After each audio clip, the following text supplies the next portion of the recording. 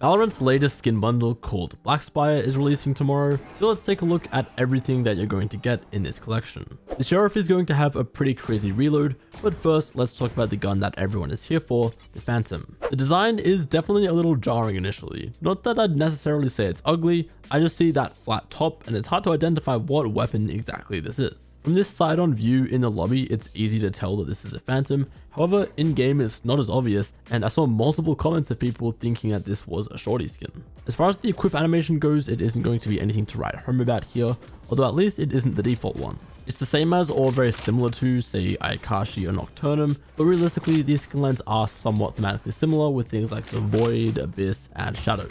The reload animation does take things up a notch though, as you rip the next magazine straight out of another dimension as if you're Yoru. As far as I'm concerned, that's definitely one of the better reloads we've had in recent memory, and then for the inspect, it is just going to be the default one with some shadows over the top. Next up, let's go over the shooting sounds for the Blackspyre Phantom. I think it sounds okay, but not quite top tier. Let me know what you guys think though.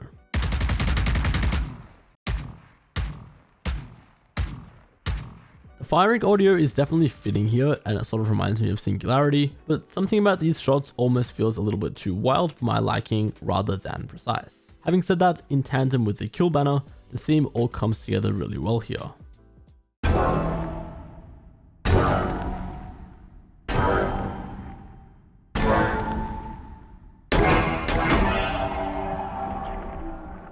To me, that whirring sound after the impact of the kill really sells this idea of some higher being involved with this skin line. While Nocturnum and Cyrax could both also be described as Eldritch skin lines, I think Blackspyre is unique enough to those two, especially when we get to the finisher, which I will talk about later. Let's quickly go over the other guns in this bundle first, because the Sheriff in particular is worth talking about. Of course, all the skins in this bundle are going to have this flat top design. However, the main talking point here is this insane reload animation where you put the entire gun itself in the other dimension and then it just comes back reloaded.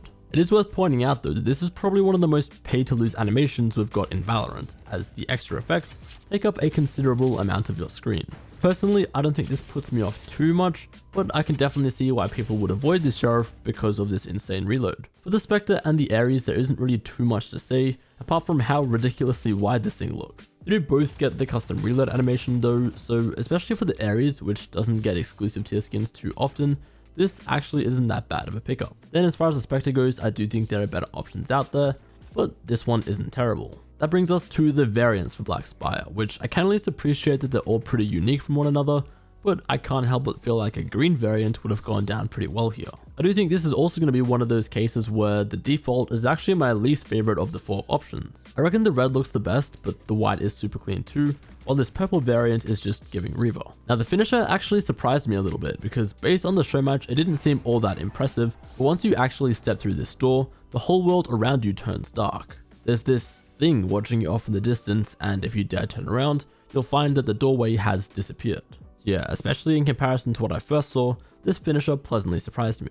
That finally brings us to the knife, which seems a little underwhelming. In general, scythes aren't very common in Valorant, we don't have too many scythe skins, and unfortunately this one almost feels unfinished to me, just the skin in the model itself feels pretty plain and simple. It also reuses some animations from Ayakashi, which probably isn't doing it any favors, and I do find that more often than not, I'm rarely impressed by dual wield melees, but maybe that's just a personal preference thing.